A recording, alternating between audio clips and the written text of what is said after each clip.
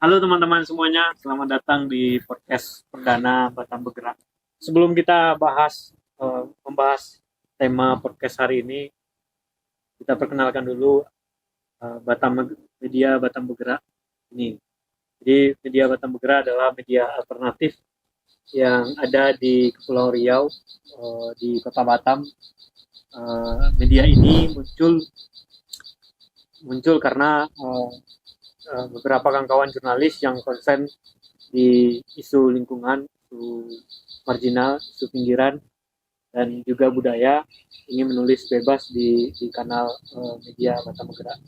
Jadi kita sangat konsen di jurnalisme independen. Kedepannya ini akan kita usahakan bisa membuat produktif konten-konten seperti ini, menyuarakan hal-hal yang jarang dibicarakan dalam media mainstream. Jadi untuk teman-teman yang ingin mendukung kerja-kerja jurnalistik seperti ini, silakan di subscribe atau di follow konten atau akun di sosial kami, dan juga bisa lihat juga beberapa tulisan kawan-kawan dari Batam Bergerak yang sudah ada di website batambergerak.id.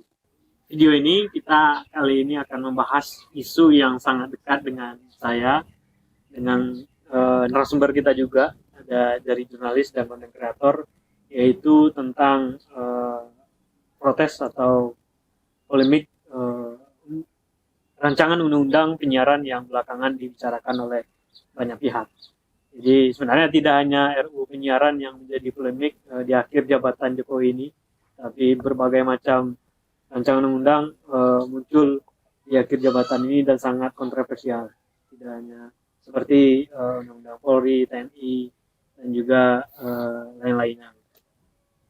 Oke, sekarang kita di samping saya sudah ada dua narasumber yang sangat terdampak dari RUU penyiaran itu sendiri. Yang pertama yaitu kita datangkan seorang warga Melayu asli ya, Pak. Namanya Y Bobby Bani.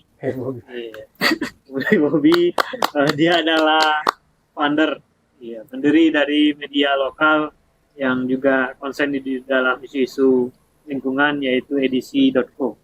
Apa kabar, Bang? Alhamdulillah baik. Terima kasih, Mas. Dan juga tuan rumahnya beliau hari ini kita podcast di tempat yang sangat natural ya. Adem ya. Adem. Suasana. Oke, nah, bintang tamu kita yang kedua adalah seorang konten kreator yang tidak kalah penting di Kota Batam, yaitu Mas Tutus. Siap. Dengan nama channel YouTube-nya yaitu Katakan Tutus ya, Mas. Katakan Tutus. Sudah 120.000 subscribe. Siap. Jadi kawan-kawan mau dukung konten kreator yang ada di Batam, silakan subscribe dan ikuti juga media edisi.co. Gimana kabarnya Mas Tutus? Alhamdulillah kabar baik. Jadi apa kesibukan terakhir apa bikin konten? Kesibukan sekarang masih konten. Terus kesibukan sebagai filmmaker juga. Dulu pernah menang itu ya, Mas ya? Film korupsi ya nomor 1. Iya, juara 1 anti corruption nasional. Itu pernah juara 1. Itu sebagai apa? Saya sebagai DOP, Director of Photography. Jadi sekarang di konten kreator uploadnya di YouTube ya?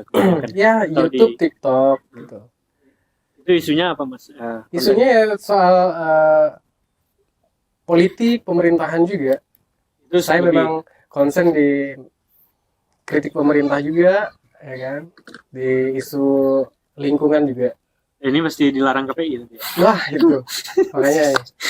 Kalau aku sih berterima kasih juga sama tim Batam Bergerak yang udah ngundang. Wah, jadi seneng banget gitu. Jadi bisa sama-sama menyuarakan soal RUU ini yang menurut saya pribadi ini ancaman bagi saya nih seorang konten kreator gitu ya. Kalau Mas Bobby kesibukan sehari-hari sebagai pendiri edisi.co? Rutinitas harian seperti biasa ya, Mas.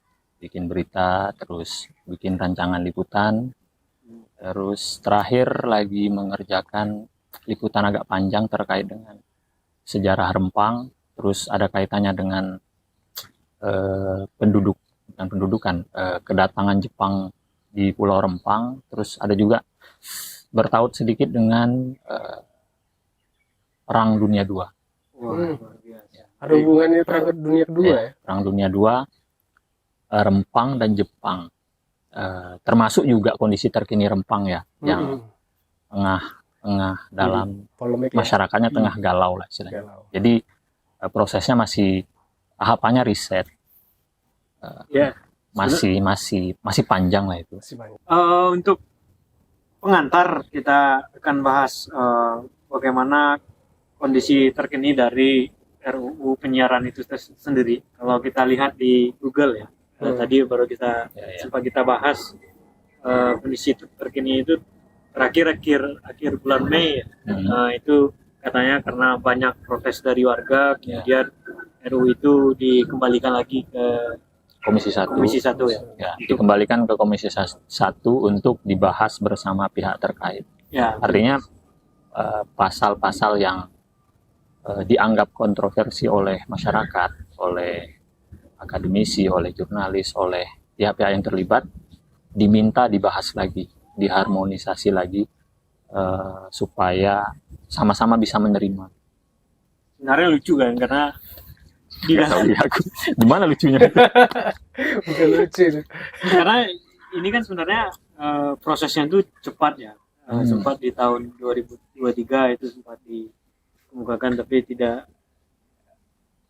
Artinya ini berarti termasuk mendadak juga ini. RUU ini mendadak dan kemudian muncul ke publik, dan itu kemudian kalau nggak muncul ke publik tiba-tiba disahkan, kita nggak tahu. Ya. Itu yang jadi masalah ya kan. Ya mungkin kita sibuk dengan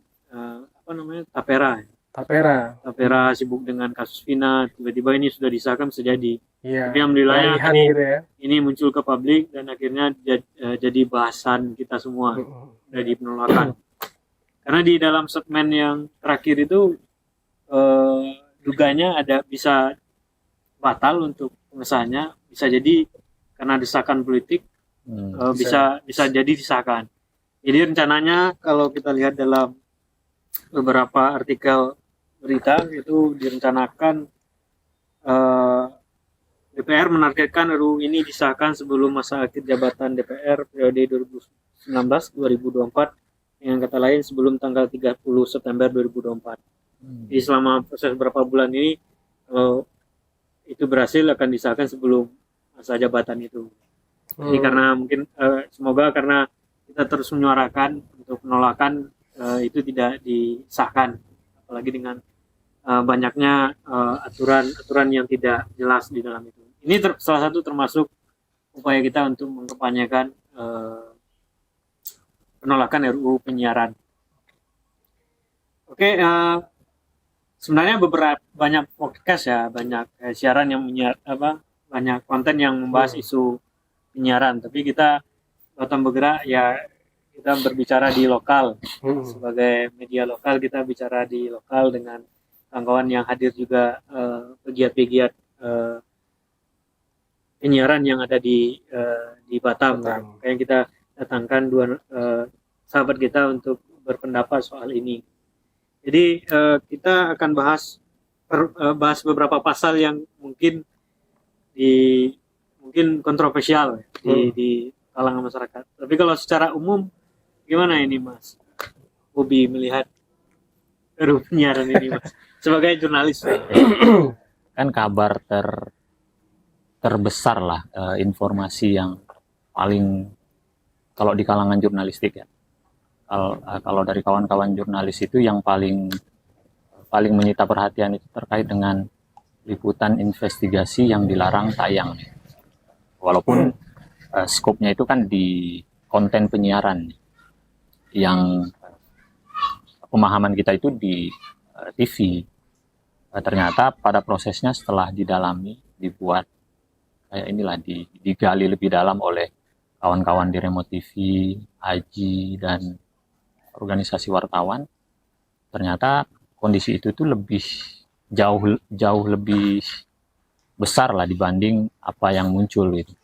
Karena ini akan mempengaruhi kawan-kawan yang sering melakukan liputan yang modelnya investigasi, tidak hanya tayangan TV, tapi juga ternyata kemungkinan besar akan juga mempengaruhi kawan-kawan yang penayangannya di di platform seperti YouTube dan sebagainya. Selama ini konten-konten yang investigasi dengan yang hadir di digital media kan sangat sangat berfungsi ya, fungsi kontrol sosial, kontrol tentang kebijakan. Nah, kondisi itu yang dikhawatirkan kawan-kawan jurnalis. Begitu Mas, kira-kira. Oke, kalau Mas Tutus gimana Mas? Di kawan-kawan konten kreator sudah menjadi pembicaraan atau pernah bahas itu di kontennya dan menemukan beberapa komentar? Kalau saya sebagai konten kreator juga ini belum ngebahas soal RUU ini kan, karena ini cukup mendadak kan. Kemarin ada kesibukan jadi belum sempat. Dan pada hari inilah ketika dari Batam Bergerak nawarin untuk ayo kita podcast untuk menyuarakan ini, gitu. Wah langsung semangat kan. Ya. Jadi karena ini aku berbicara dari sudut pandang masyarakat dan konten kreator ya, bukan individual kan. Konten kreator individu. Nanti kita bawakan ke pasalnya, saya akan coba. Ini dari sumbernya kawan Remote TV. Nanti kita bahas satu-satu, mungkin pendapat dari kawan jurnalis dan kawan kreator seperti apa untuk pasal-pasal ini. Sebenarnya di undang-undang penyiaran ini akan diatur soal lembaga ini akan semakin kuat dengan misalnya kita punya konten kemudian harus melalui verifikasi dari mereka, dan beberapa syarat verifikasinya itu ada 11 poin yang di dalam pasal 50B ayat 2 itu draft RUU 2024 selain memuat panduan kebijakan isi siaran dan konten siaran sebagaimana dimaksud pada ayat 1 memuat larangan mengenai yang pertama itu isi siaran dan konten siaran terkait narkoba, narkotika, psikoterapika, zat aktif, alkohol, penjudian, dan poin 2-nya yaitu siaran konten yang terkait rokok. Apa yang bunyi itu? Terkait rokok itu dilarang juga ya. Dan itu gimana menurut maksud itu gimana itu? Misalnya kita ini kan kalau kita baca dari sini, misalnya kita bikin konten soal rokok. Misalnya beberapa konten kreator kan sempat itu gaya rokok, dia merokok itu kan jadi podcast sambil merokok, kemudian kita kekerasan.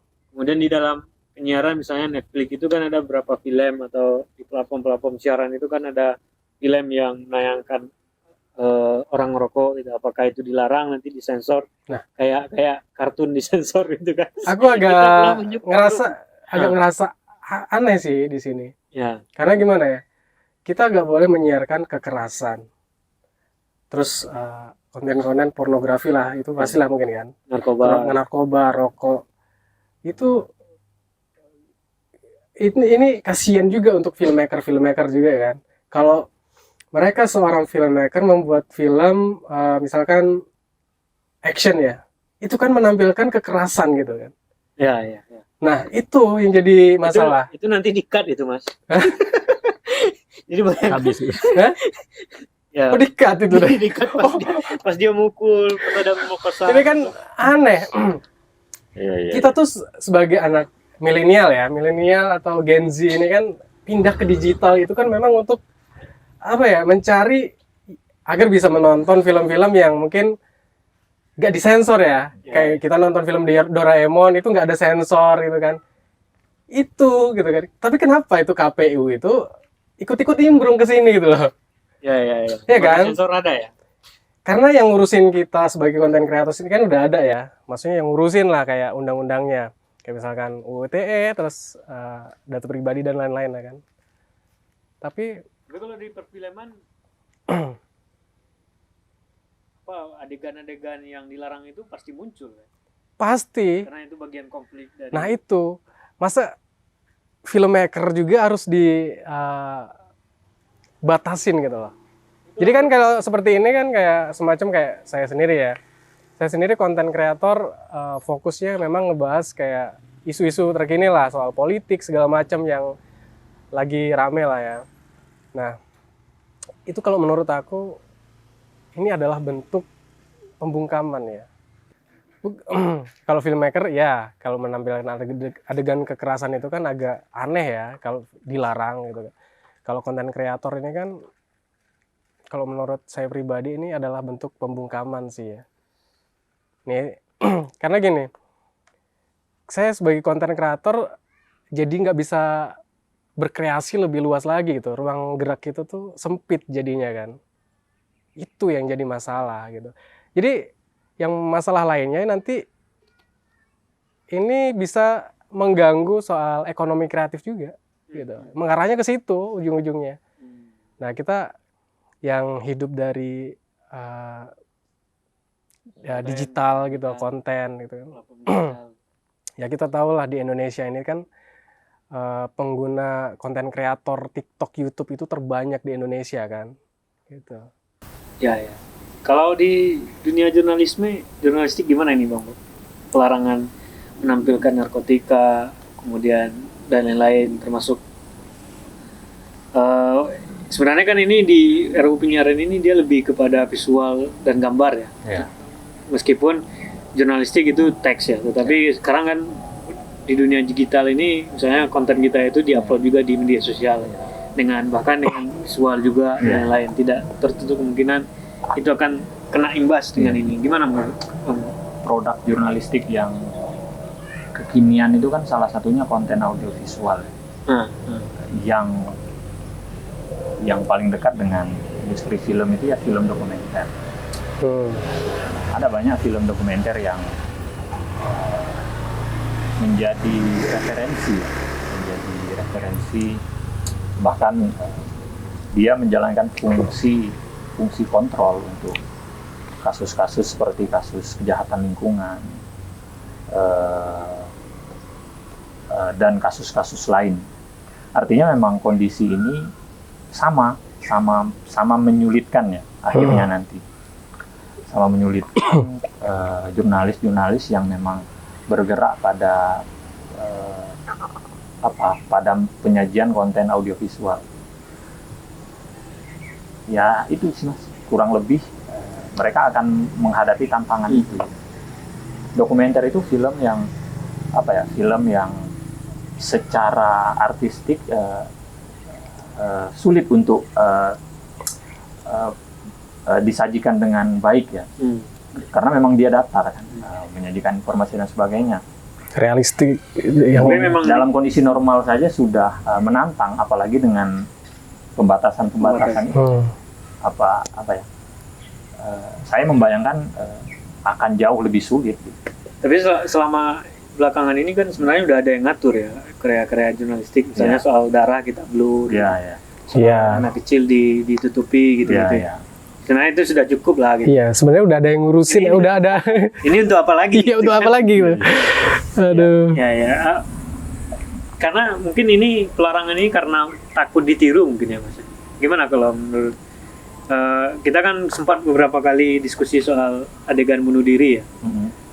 Itu kan di karya-karya jurnalistik ada aturan khusus untuk bunuh diri itu, konten bunuh diri itu bagaimana menyajikannya agar tidak menjadi agar tidak adegan itu tidak ditiru bagi orang gitu. Misalnya aturan dalam liputan bunuh diri kita tidak menuliskan secara detail proses mereka melakukan dan lain-lain, itu udah ada panduannya sebenarnya di jurnalis. Iya, Tapi apakah narkoba, kekerasan ini maksud aturan itu ke situ menurut Mas Bobi? Tapi gimana? Sejauh yang saya tahu yang ini mungkin ada ya, tapi saya belum dapat. Yang saya pahami itu memang dalam jurnalistik itu ada panduan untuk kasus-kasus tertentu. Salah satunya bunuh diri.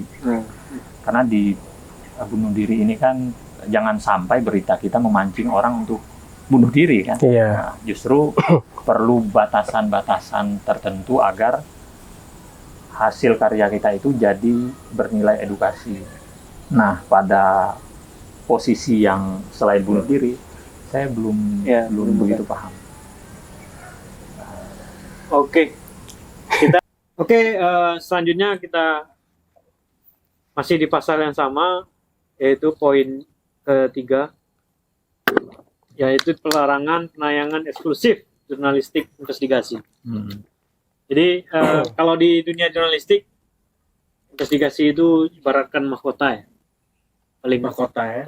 tataran tertinggi dalam ilmu jurnalistik, dan sekarang dia dijadikan jurnalistik karya-karya cara-cara kerja jurnalisme yang butuh effort tinggi untuk mengungkap sebuah kasus misalnya, atau liputan-liputan mendalam.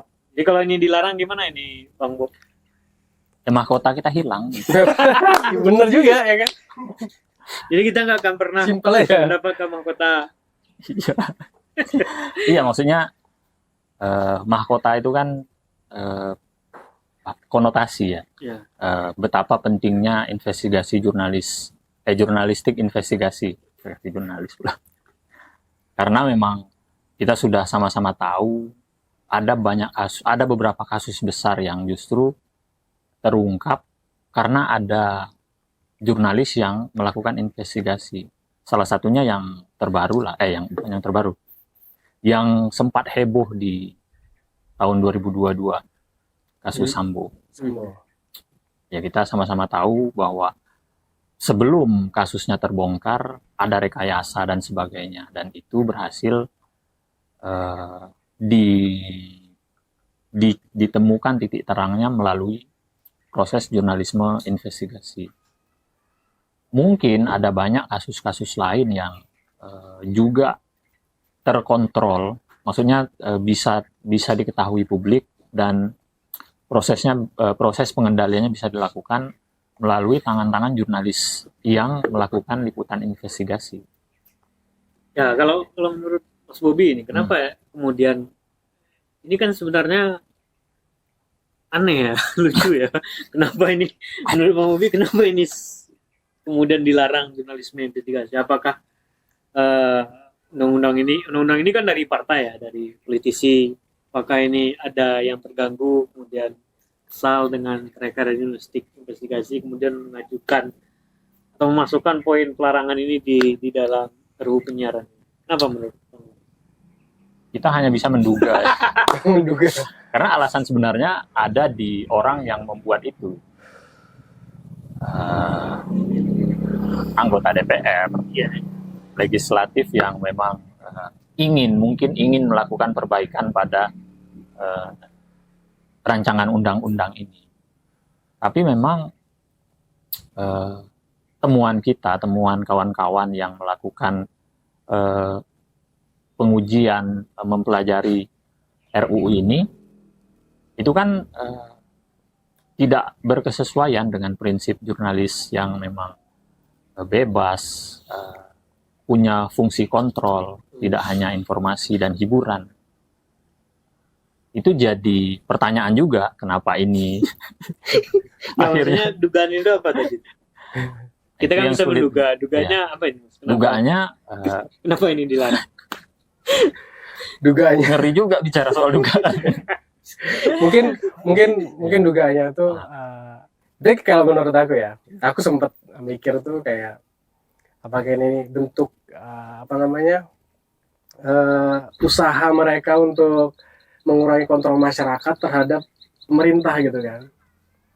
Iya. Selama ini kan kayak aku sendiri kan kontennya memang banyak mengkritik mengkritik pemerintah segala macam. Aku sempat mikir kayak gitu. Apakah ini bentuk usaha mereka untuk mengurangi kontrol masyarakat, konten kreator, untuk nggak ikut campur ke arah politik gitu kan? Iya. Gitu. Ya itu bisa jadi kayak pembungkaman lah. Itu kalau pribadi aku masih berpikiran seperti itu. Tapi Bang Bobi dugaan aja nggak berani ya? Kenapa? Takut kena undang-undang ITE? Nggak Ini juga. kan karya jurnalistik. Iya, karena karya jurnalistik itu pijakannya fakta. Malas menduga-duga. tapi gini ya, aku tekankan, aku pula saya tekankan bahwa memang temuan kawan-kawan pada RUU ini, lebih spesifik lagi pada pasal 50B ayat berapa? Terkait dengan larangan berita investigatif ini, itu bertentangan dengan prinsip pers bebas itu. Artinya kita sudah tidak punya kebebasan lagi. Makanya kemudian muncul apakah ini kembali ke Orde Baru gitu. Ya, itu buah dari temuan ini ya. Itu kan ya tadi dugaan-dugaan itu. Jadi kalau dugaan ini kita selamat. Dugaan selamat. Masih dugaan. Jadi di beberapa konten kreator itu yang storytelling ya, seperti Ya. Mas lakukan sebenarnya ya jelas kontrol sosial, dan beberapa konten mereka itu ada juga yang investigasi ya Mas. Iya, ada. Sampai misalnya soal kasus Vina Oh, itu sampai dalam lagi. ya dia bisa, itu akan mengancam juga sebenarnya Mas. Ya, kita sebagai content creator investigasi juga ini terancam juga. Ya. Karena kalau konten masalah investigasi ini dilarang, itu susah kan, apa-apa sekarang viral dulu, baru mungkin investigasi ini lebih gampang gitu kan. Kalau Ya. kasus-kasus semuanya dibatasin, itu menyulitkan ya untuk investigasi juga.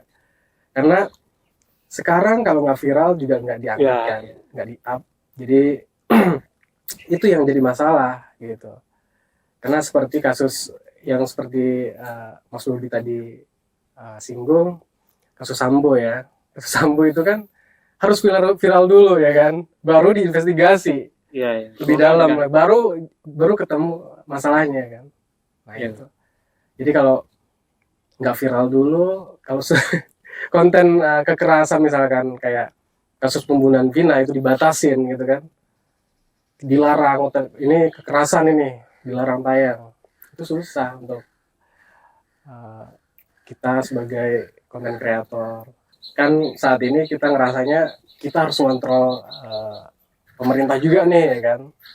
Kalau itu semua dibatasin, konten-konten harus verifikasi ke KPI itu, Atau memang kontrol dari kawan-kawan konten kreator belakangan ini meresahkan. ya bisa jadi. Karena semua yang diungkap oleh publik itu kan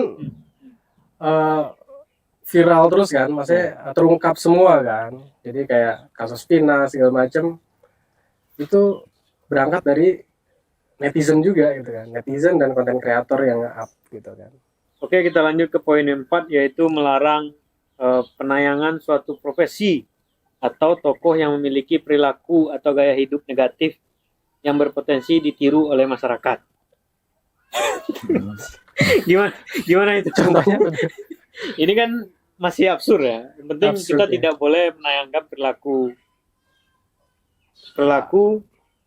Pasal berapa itu? menyombongkan kekayaan atau gimana? suatu profesi atau tokoh yang memiliki perilaku atau gaya hidup negatif. Misalnya Oh. kayak si Glamor. Limpo ini kan, Ah, dia punya apa atau kehidupan glamor gitu. mm-mm. Atau ini ada juga suatu profesi yang negatif itu dilarang dimunculkan di dalam penyiaran. Misalnya ya kalau kita bikin konten profesi negatif misalnya tentang pencurian itu dilarang karena takut ditiru gitu. Atau profesi kayak siapa yang pembunuh berantai itu? Sumanto. Sumanto. Nah, itu kan negatif ya. Negatif. Dan itu tidak boleh ditayangin kalau di dalam RUU ini. Gambarannya ya, dugaannya ya, situ arahnya. Ini biar nggak ditiru oleh masyarakat lain. Gimana itu sebagai Bang Bobi, gimana Bang Bobi melihat? Ya, atau ini sama dengan konten bunuh diri itu Mas, kemudian dilarang. Dia perilaku negatif ya, takut ditiru. Tapi ini masih ngambang ya Mas? Iya, ini sama ya, ini juga masih Samar ya?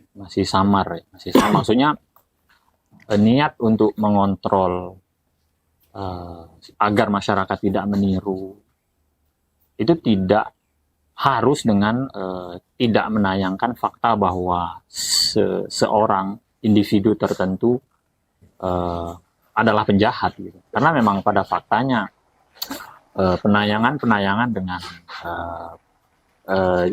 jalur jurnalistik itu sudah punya panduan ya, seperti tadi yang ada batasan yang memang dalam jurnalistik itu kita pikir itu bukan jadi hal yang justru dianggap negatif, karena disitulah ada penghakiman, karena memang dia dalam tanda kutip memang penjahat. Terus juga masyarakat pun akan belajar dari situ, bukan justru masyarakat akhirnya jadi meniru. itu pun masih menduga-duga juga lah mungkin ya. Ya, itu tuh apa ya? Aku pikir ruang barang ini akan punya hikmah di masyarakat itu lebih besar daripada pikiran mereka yang merancang ini. Ini akan buruk untuk masyarakat. Akan ditiru. Aku pikir justru sebaliknya. Oke, gimana ini kalau dari pandangan kreator gimana Pak? Lihat dilarang objek atau perilaku maupun orang yang negatif untuk ditampilkan, takutnya ditiru masyarakat. Kalau menurut Bang Bobi kan tadi batasan nilai selama ini KPI melihat ditiru atau tidak kan nggak ada gitu. Ya, jurnalistik melihat nilai negatif itu malahan pendidikan untuk masyarakat, karena di dalamnya ada nanti ada penengahnya sebagai orang akademisi ataupun pengamat atau narasumber lain yang menegasi kalau itu kejahatan dan tidak boleh ditiru. Gimana Mas? Saya sepakat sama Mas Bobi ya.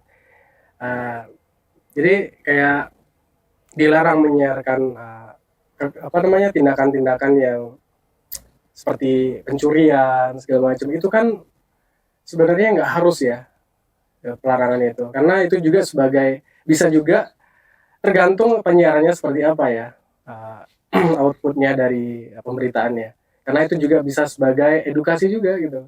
Jadi kalau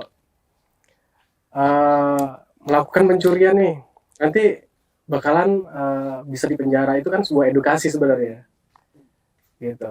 Jadi sebab akibat dari benar. Jadi itu juga bisa juga sebagai edukasi. Dan kalau untuk ditiru oleh masyarakat itu agak aneh sih ya. Kalau masyarakat meniru hal-hal negatif ya, hal-hal yang enggak seharusnya dilakukan gitu kan. Oke, selanjutnya dilarang penayangan aksi kekerasan atau korban kekerasan. Gimana itu Bang Tutus melihat? Itu kekerasan itu semua ya, berarti semua konten ya berarti ya. Kalau di sini nggak ada penjelasan detailnya apa. Ya kayak entah itu tayangan film atau video-video, ya mungkin video-video apa namanya tuh, konten-konten anak-anak YouTuber gitu kan, yang mungkin membuat film pendek atau yang drama-drama kayak gitu kan, itu kan tidak lepas dari aksi-aksi kekerasan, aksi-aksi apa ya, yang kayak yang di Medan itu ya, aksi bawa motor langsung nyebur ke parit itu kan, itu aksi berbahaya juga kan kalau ini, tapi dilakukan oleh profesional. Dan itu selalu ada disclaimer-nya kan? Ya, dalam video itu kan selalu ada disclaimer, terus nggak semua konten itu kan itu terjadi apa ya, real gitu kan, itu kan bisa di setting dulu gitu kan ke adegannya gitu supaya tidak terjadi bahaya gitu kan. Jadi output video itu kan hasil dari rekayasa sebenarnya. Jadi agak nggak setuju sih saya kalau ini, kasihan konten kreator, filmmaker segala macam itu, kalau tayangan-tayangan itu dilarang agak ini sih. Sebenarnya kalau di video itu udah ada disclaimer itu udah cukup ya untuk udah cukup sebenarnya. Tidak ditiru ya. Iya. Kita udah bikin konten nih, capek-capek ya kan. Harus verifikasi lagi ke KPI. Udah verifikasi nih susah-susah. Habis itu dolar kuning ya kan di YouTube. Kan itu yang sakit gitu kan. Oke, kalau jurnalistik gimana Bang kekerasan ini? Kalau di penayangan kekerasan, aksi kekerasan atau korban itu dilarang. Sebenarnya kalau di jurnalistik pengaturannya seperti apa sekarang? Dan perlu nggak ini pengaturan lagi dari KPI, Bang? Sebenarnya kalau di jurnalistik kan fokusnya itu di ini ya, di bagaimana melindungi korban. Kalau dalam kasus-kasus kayak kekerasan, kita sudah punya pijakan dalam kode etik jurnalistik. Pada prinsipnya perlindungan terhadap korban terkait dengan konten audiovisual yang menampilkan sosoknya orang, entah pelaku atau korban itu kan ada standar sendiri.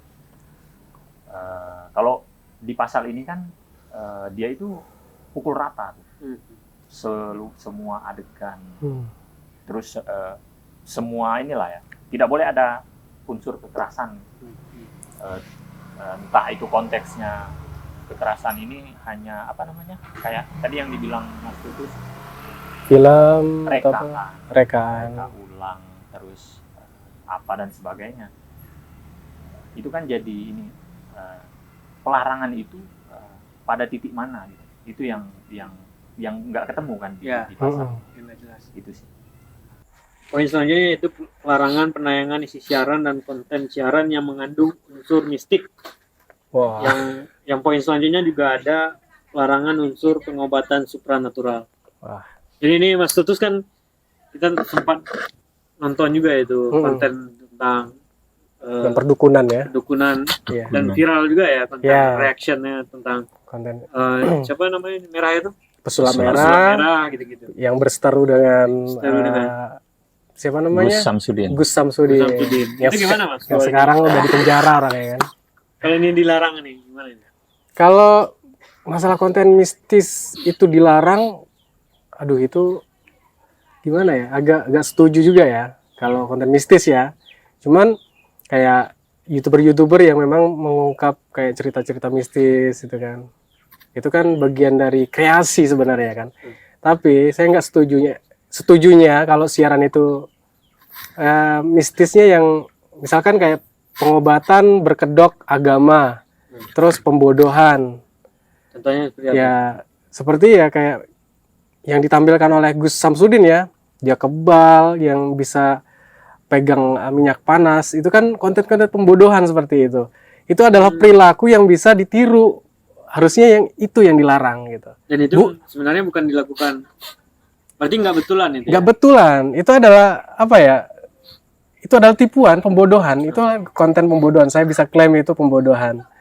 Dan hal-hal seperti itu dan itu mereka tujuannya untuk jual jimatnya.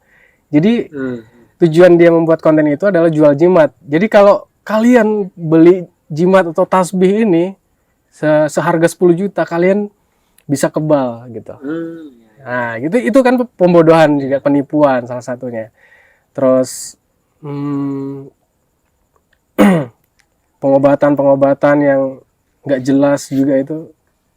Coba kalau bukan dipukul rata semuanya. Bukan dipukul rata. Harus dilihat juga kontennya yang mana. Jadi kalau konten-konten apa namanya pencurian segala macam itu bukan perilaku yang mungkin mudah ditiru gitu kan oleh masyarakat, itu udah jelas itu adalah kesalahan, dampaknya juga bisa berhubungan sama pihak kepolisian, pihak hukum ya kan.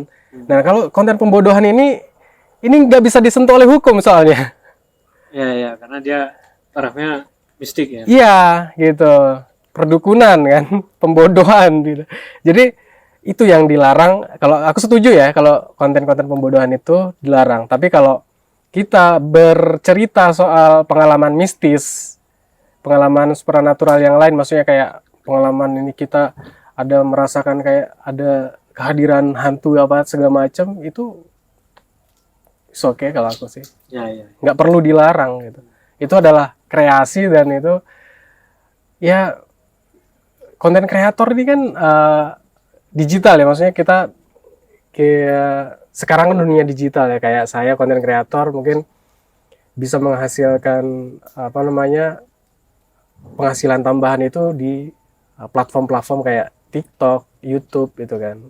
Dan dia kalau prinsipnya memang konten seperti itu menghibur. menghibur itu kan hiburan, kayak konten-konten mistis itu adalah hiburan. Kecuali konten-konten yang isinya itu pembodohan kayak tadi ya kan. Dan saya nggak setujunya juga kita sebagai konten kreator TikTok, YouTube itu kita gimana ya, wajib tunduk gitu loh sama KPI ya. Kalau aku sih yang agak berat ya sebagai konten kreator itu nggak bisa kalau harus tunduk sama KPI gitu. Ya itu memberatkan sih ya. Karena apa-apa harus verifikasi dulu kontennya kan. Itu yang memberatkan. Kalau ini artinya poin selanjutnya yang masih absurd ya Bang Bob. Ya. Gimana Bang Bob melihat pelarangan-pelarangan ini? Iya, ini ya ini soal ruang lingkup lagi kan. Ya. Memang betul kata Bang Tutus tadi, Mas Tutus. Konten mistis itu ada yang negatif, iya, tapi ada juga yang punya nilai edukasi. Benar. Ada hikmah yang bisa diambil masyarakat. Gitu. Nah, Iya. itu yang ya balik lagi. Gitu. Ini tidak selesai. Oh ini di poin I itu ada Bang yang pelarangan rekayasa negatif informasi dan hiburan. Nah itu yang dimaksud mungkin yang dilakukan Samsudin itu. Wah, itu kalau rekayasa itu Ya. itu masuknya ke film. Reka ulang gitu. Rekayasa kan? Adegan. Jadi di poin oke Reka kita bahas ud- poin. Oh ya, coba. Reka udang, reka ulang. Selanjutnya yaitu pelarangan menayangkan rekayasa negatif informasi dan hiburan melalui lembaga penyiaran dan penyelenggara platform digital penyiaran. Nah, itu Masih absurd juga ya? itu absurd. Kayak menurut aku itu mengarahnya ke semua ini. Ya. Saya misalnya di film itu ada rekayasa kayak konten tadi. Ilustrasi itu masuk juga dalam pelarangan itu. Kayak kita nih storytelling kan. Kita butuh ilustrasi nih. Ya kan? Dan apa yang kita ceritakan itu ada tindakan yang mungkin ada kekerasan ya.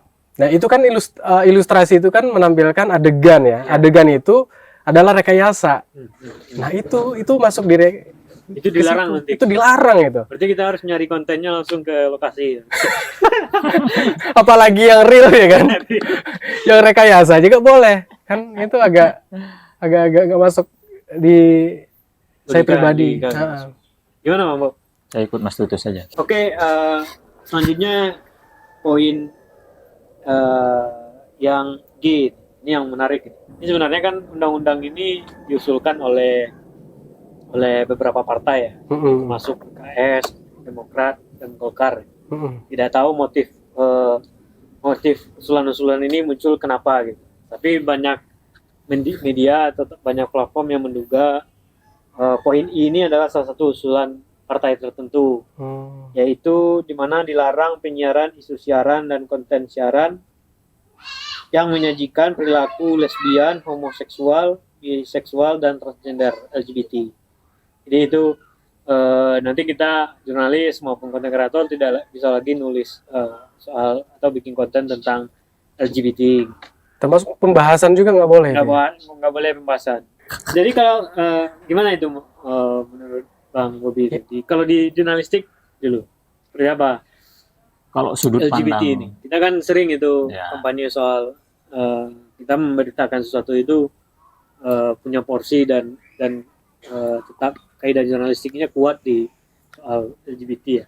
Gimana? aku ini ya, jurnalistik itu kan punya 4 fungsi ya. Salah satunya fungsi kontrol. Fungsi kontrol ini dasarnya kan adalah kebenaran fungsional. Kebenaran fungsional itu ya kondisi yang memang dibenarkan secara hukum di negara kita. Nah, konteks LGBT, konteks ini kan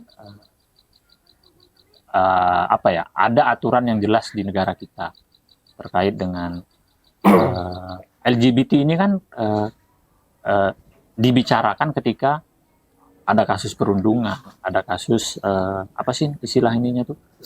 Diskriminasi. Nah, pijakan kita tetap pada berpihak pada orang-orang yang secara hukum mereka tidak terpenuhi itu. Yeah. Mereka harus memiliki jaminan keamanan, jaminan mereka punya kebebasan. Ada apa ya? Ada porsi hak azazi yang memang harus tetap mereka miliki. Mereka sebagai minoritas lah ya. Ya. Artinya kita tidak menyinggung apakah agamanya atau Tidak. dari segi apapun. Kita terlepas dari itu. Ya. Pijakannya tetap jelas, kebenaran fungsional. Di sana ya tidak boleh ada diskriminasi. Terus perlakuan-perlakuan yang tidak seharusnya didapatkan oleh warga negara. Terlepas dari apakah mereka itu punya kelainan tertentu, itu di luar tugas jurnalistik. Gimana Bang Tutus nih menjelang maghrib nih? Kita harus bisa. Ya untuk saya sebagai konten kreator nih Sulit juga ya? sulit juga. Karena kenapa? Karena saya kan pembahasannya ini kan semua gitu kan. Termasuk yang tadi apa yang dilarang ini kan, LGBT ya. Nah itu termasuk salah satu konten yang saya sering edukasi ke teman-teman, ke masyarakat gitu kan. Jadi kalau konten-konten edukasi soal LGBT segala macam dilarang, itu kan ya menyulitkan kami sebagai konten kreator gitu kan. Karena ruang geraknya jadi sempit gitu kan. Kita mau bahas ini nggak bisa, ngebahas itu nggak bisa. Terus ngebahasnya apa gitu kan. Terus filmmaker itu harus apa, bikin film yang bertema apa gitu kan. Ya. Artinya kalau di film nanti penayangan LGBT ini dilarang gitu. Terus film-film horor itu nggak boleh dong. Iya kan? Karena mistis ya. Kita pindah ke digital ini agar bisa melihat film Doraemon itu tidak disensor lagi. Nah ini kita masuk ke digital kok jadi diatur-atur juga gitu kan. Aku nggak ngerti juga tujuan si KPI, mungkin bener apa mungkin tujuannya mungkin ya bagus lah mungkin menurut mereka ya kan. Tapi kan menurut kita itu ya kenapa ikut nimbrung juga gitu kan. Gitu. Dan satu lagi masalah LGBT ini kan kita konten kreator ini kan, itu kita memberikan apa namanya, konten itu kan bukan hal-hal negatifnya yang kita tunjukkan ya kan, tapi dan positifnya lah, maksudnya kayak edukasinya. Nggak ada ya konten kreator yang isinya itu mengarahkan ke hal-hal negatif gitu, pasti mengarahnya ke hal positif. Nah, kalau aku sendiri mengkritik pemerintah juga nggak semena-mena kritik sana apa nggak berdasar gitu kan, tapi hal-hal yang mungkin melenceng ya kita ingatkan gitu kan. Bukan berarti kalau kita seperti ini kan udah nampak banget kita tuh memang dibatasin gitu ya. Oke, mungkin itu saja pembahasan kita, beberapa poin-poin yang kontroversial yang ada di undang rancangan undang penyiaran.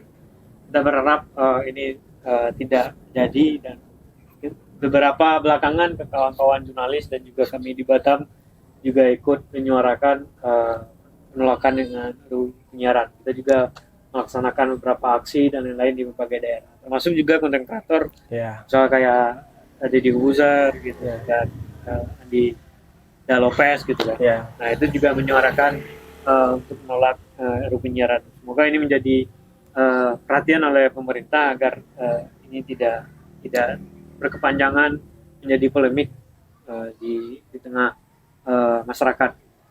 Tapi ini terakhir ini Bang, seperti apa? Yang poin pentingnya itu adalah kita setiap bikin konten itu harus verifikasi KPI, dan catatan yang untuk jurnalisnya juga mengerikan ini apa, KPI sudah tumpang tindih dengan Dewan Pers ya. Dan Dewan Pers tidak setuju dengan ini karena kerja-kerja jurnalistik sekarang udah berada di Dewan Pers, padahal kerja-kerja jurnalistik akan diatur oleh KPI, padahal udah ada Dewan Pers yang diatur oleh Undang Pers gitu. Jadi ini ada tumpang tindih, kenapa kemudian KPI super body dan semakin kuat untuk mengatur jurnalistik ini ya, mengekang kebebasan pers. Yang kemudian untuk konten kreator ataupun semua siaran yang ada di platform media itu harus verifikasi KPI, dan semuanya harus di tangan KPI. Gimana closing statementnya dan gimana ini melihat kondisi ini Bang Bobi? Iya, prinsipnya gini, RUU penyiaran itu rancangan perubahan RUU penyiaran ini kan harusnya itu ditujukan untuk membuat undang-undang ini jadi lebih baik. Nah, kondisi itu harusnya yang menjadi pijakan utama. Kalau pada akhirnya justru membuat pers jadi terbelenggu, itu kan jadi sesuatu yang harusnya udah langsung kita tolak. Gitu. Nah, pada prinsipnya dasarnya itu gitu. Kalau Mas Udus gimana Mas? Lihat ini sebagai ancaman privasi. Iya, ini adalah sebuah ancaman. Jadi kita sempat diskusi soal belum pelarangan dari komunitas YouTube ya, dari YouTube sendiri itu sudah membuat kita kewalahan. Gimana itu? Ya itu yang jadi nambah masalah ya. Kalau memang benar-benar ini terjadi, ini nambah masalah buat konten kreator sendiri. Seperti saya yang di konten YouTube dan TikTok ya. Di konten YouTube, TikTok itu pembatasan konten yang kayak kekerasan segala udah dibatasin itu. Udah ada aturannya gitu. Ini ditambah lagi yang menegaskan gitu, yang lebih ini lagi nggak boleh sama sekali, nggak boleh menampilkan. Itu lebih menyulitkan kami sebagai konten kreator, dan ya memang ini belum disahkan, ya kan. Maka dari itu ya saya sebagai konten kreator dan mungkin sama teman-teman jurnalis ya bersama-sama lah menyuarakan agar produk-produk seperti RUU ini tidak dilanjutkan, yang tujuannya memang menyulitkan kita sebagai jurnalis dan konten kreator gitu. Oke, teman-teman semua, itulah podcast kita hari ini podcast perdana.